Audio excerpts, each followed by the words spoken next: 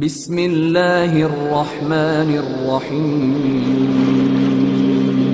شروع اللہ کا نام لے کر جو بڑا مہربان نہایت رحم والا ہے۔ قاف، قرآن مجید کی قسم کہ تم پیغمبر ہو۔ اصل بات یہ ہے کہ ان لوگوں نے تعجب کیا کہ انہی میں سے ایک خبردار کرنے والا ان کے پاس آیا تو کافر کہنے لگے کہ یہ بات تو بڑی عجیب ہے، بھلا جب ہم مر گئے اور مٹی ہو گئے تو پھر زندہ ہوں گے؟ یہ زندہ ہونا عقل سے بعید ہے۔ ان کے جسموں کو زمین جتنا کھا کھا کر کم کرتی جاتی ہے ہم کو معلوم ہے، اور ہمارے پاس تحریری یادداشت بھی ہے۔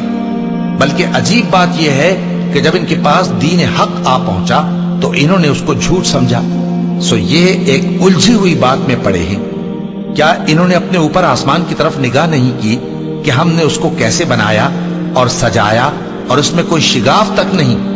اور زمین کو دیکھو، اسے ہم نے پھیلایا اور اس میں پہاڑ رکھ دیے اور اس میں ہر طرح کی خوشنما چیزیں اگائیں تاکہ رجوع لانے والے بندے ہدایت اور نصیحت حاصل کریں۔ اور ہم نے آسمان سے برکت والا پانی اتارا اور اس سے باغ اگائے اور کھیتی کا اناج اور لمبے لمبے کھجور کے درخت جن کا گابھا تہ بتہ ہوتا ہے۔ یہ سب کچھ بندوں کو روزی دینے کے لیے کیا ہے۔ اور اس پانی سے ہم نے مردہ زمین کو زندہ کیا۔ بس اسی طرح قیامت کے روز نکل پڑنا ہے۔ ان سے پہلے نوح کی قوم اور کنویں والے اور سمود والے لوگ جھٹلا چکے ہیں، اور عاد اور فرعون اور لوط کے بھائی اور بن کے رہنے والے اور تبا کی قوم، غرض ہر ایک نے پیغمبروں کو جھٹلایا تو ہماری دھمکی بھی پوری ہو کر رہی۔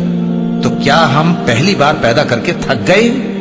نہیں، بلکہ یہ اثر نو پیدا کرنے کے بارے میں شک میں پڑے ہوئے ہیں۔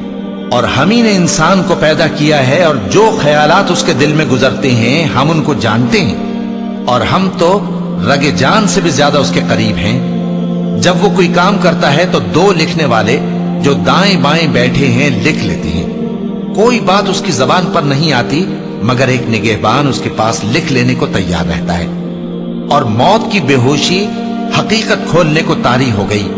اے انسان، یہی وہ حالت ہے جس سے تو بھاگتا تھا، اور سور پھونکا جائے گا، یہی عذاب کی دھمکی کا دن ہے۔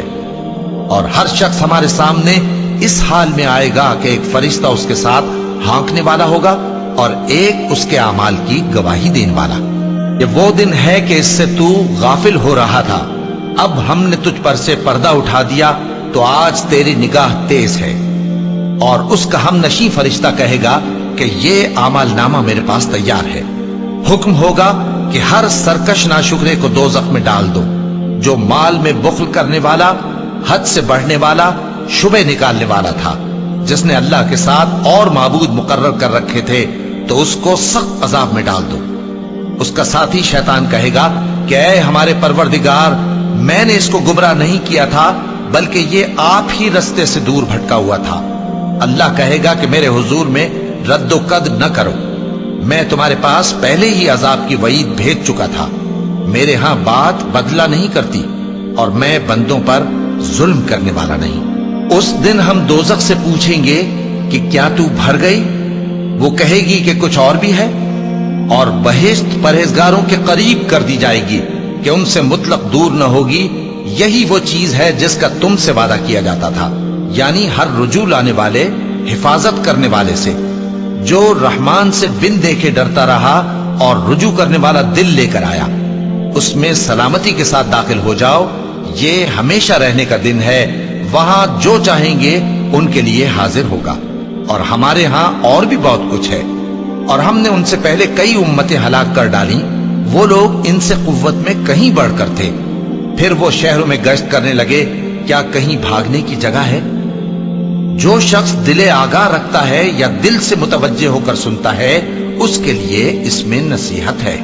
اور ہم نے آسمانوں اور زمین کو اور جو مخلوقات ان میں ہے سب کو 6 دن میں بنا دیا، اور ہم کو ذرا بھی تھکن نہیں ہوئی۔